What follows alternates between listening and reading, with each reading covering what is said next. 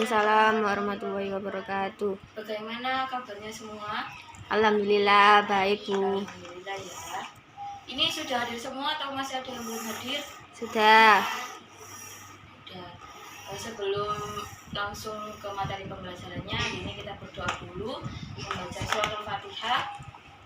Semoga pembelajarannya berjalan dengan baik dan penuh keberkahan. Al-Fatihah. Berdoa selesai. Kali ini kita belajar mengenai materi aljabar. Ada yang sudah tahu aljabar itu apa? Tidak. Ya, aljabar ini emang baru ya di SMP. Buat kalian yang baru masuk SMP memang aljabar itu cukup membingungkan ya. Nah, langsung saja. Jadi aljabar sendiri itu merupakan dasar untuk belajar matematika di tingkat sekolah menengah, terutama SMP, SMA. Jika kalian nanti lanjut perkuliahan, aljabarnya itu lebih rumit lagi. Jadi kalau di SMP kalian harus benar-benar paham tentang dasarnya aljabar itu yang seperti apa. Kalau dalam kehidupan sehari, kegunaan aljabar itu seperti membandingkan harga produk. Misalnya seperti tadi beli es teh, beli jajan, beli apa gitu, bisa dibandingkan dari toko satu ke toko yang lain harganya berapa, itu bisa. Atau juga bisa untuk mengetahui seberapa cepat kita pergi dari suatu tempat untuk ketepatan waktunya, jam berapa kita harus sampai di tempat itu. Jadi langsung saja ke materinya.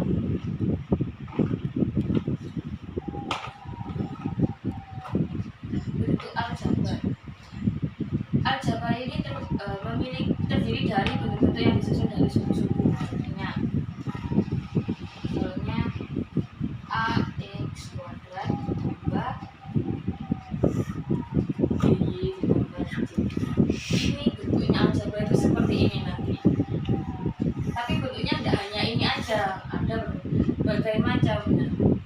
Contoh lainnya seperti ini, 3X ditambah 2Y ditambah 6. Kenapa harus ada X, Y, dan 6 ini? Nah, cirinya aljabar itu selalu ada huruf X, Y. Bisa juga hurufnya itu tidak harus X, tidak harus Y. Misalnya 3A ditambah 2B sama D ditambah 5. Nah, itu bisa, itu namanya aljabar. Terus ini tuh apa namanya masing-masing? Nah, tiap ini namanya suku. Aljabar terdiri dari yang pertama suku. Ini juga disebut suku. Lalu angka ini disebut dengan koefisien. Tiap angka ini disebut dengan koefisien. Tapi berbeda dengan yang ini disebut dengan konstanta. Kenapa kok berbeda? Karena mereka tidak punya huruf itu. Konstanta tidak punya huruf itu ya, yang tidak ada hurufnya di belakang. Terus huruf ini namanya apa? Huruf ini itu namanya variabel. Variabel. Jadi aljabar itu setiap ada angka ditambah dengan huruf kayak gini, berarti dia bentuk aljabar. Tiap aljabar bisa juga sukunya nggak harus selalu 3. Ini kan berarti 3, 1, 2, 3 ya. Bisa juga sukunya misalnya 2B ditambah 3. Nah, ini juga disebut aljabar. Yang penting mereka punya ini. Ada ini, ada koefisien, ada juga variabel dan konstanta. Itu namanya aljabar. Gitu ya. Terus sebenarnya apa sih suku, konstanta, dan variabel itu? Variabel ini disebut peubah. Maksudnya peubah itu misalnya kita membeli ibu membeli 3 payung, berarti 3P. P itu kata dari payung, maksudnya peubah dari kata payung. Nah, seperti itu. Variabel itu disebut dengan peubah atau lambang yang menunjukkan satu atau sekumpulan bilangan. Lalu koefisien sendiri adalah bilangan yang menyertai variabel. Bilangan yang selalu sama variabel ini namanya koefisien. Kalau ini tidak bisa disebut koefisien. Kenapa? Nggak punya variabel, gitu ya. Ya. Dan konstanta itu ini, dia yang nggak punya variabel disebut konstanta. Biasanya selalu pada di ujung penjumlahan kayak gini. Sedangkan suku itu yang dimaksud suku itu seperti ini, dia ada variabel juga punya konstanta, ini juga disebut suku, ini juga disebut suku. Suku itu dipisahkan dengan tanda jumlah atau misalnya 3Y ditambah 4Z dikurangi 3. Nah, ini juga disebut suku.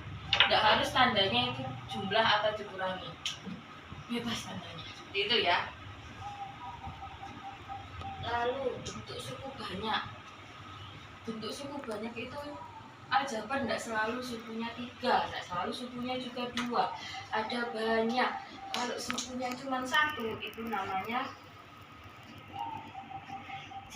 jika n-nya cuma 1, n-nya sama dengan 0. Suku banyak di atas menjadi A0 yang disebut dengan suku 1 dengan pangkat tertinggi variabelnya X atau 0. Misalnya seperti ini tadi ya. Ini tadi disebut dengan 2 suku. 1, ini 2. Jadi namanya binomial kalau 2 suku. Lalu kalau 3 suku seperti ini namanya trinomial. Bisa dihitung 1, 2, 3. Tri berarti trinomial. Kalau 2 binomial, seperti itu. Lalu selanjutnya mengenai pecahan aljabar. Kalian pasti pada tahu kan bentuk pecahan itu seperti apa? Tahu kan bentuk pecahan? Biasanya gini, 2/1, 1/2, gitu kan bentuk pecahan. Nah, seperti apa bentuk pecahan dalam aljabar? Pecahan aljabar biasanya seperti 2x/1. Nah, kalau enggak 3/2x. Nah, seperti ini bentuk pecahan dalam aljabar.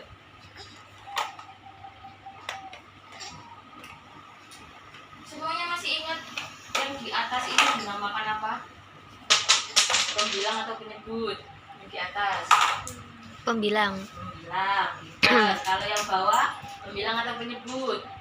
Penyebut. Nah, dalam aljabar juga gitu. Yang atas ini dinamakan pembilang, yang bawah ini juga dinamakan penyebut. Nah, X-nya, hurufnya ini bisa di atas, bisa di bawah. Terserah nanti soalnya kayak gimana. Seperti itu ya.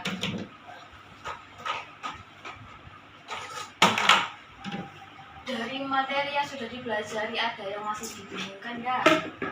Ada yang mau bertanya enggak? Enggak. Paham ya? Enggak. Paham ya? Ya. Sudah. Nanti tugasnya silakan buka LKS-nya dikerjakan ya. Ya. Besok dikumpulkan pas waktu materi selanjutnya, oke? Oke. Alhamdulillah, sudah paham semua. Nah, langsung saja untuk kesimpulannya, bentuk aljabar seperti ini tadi yang sudah saya jelaskan memiliki macam-macam suku. Ini 2 suku, ini tadi memiliki 3 suku. Nah, tiap sukunya juga memiliki koefisien, konstanta, variabel, seperti itu. Dan variabel itu nggak harus hurufnya X, nggak harus hurufnya Y, nggak harus hurufnya A, B, C, itu nggak harus, bebas hurufnya apa saja sesuai yang mau kalian buat. Itu hurufnya apa, boleh R, boleh S, boleh T, boleh, semuanya boleh. Jadi seperti itu bentuk aljabar dalam materi SMP.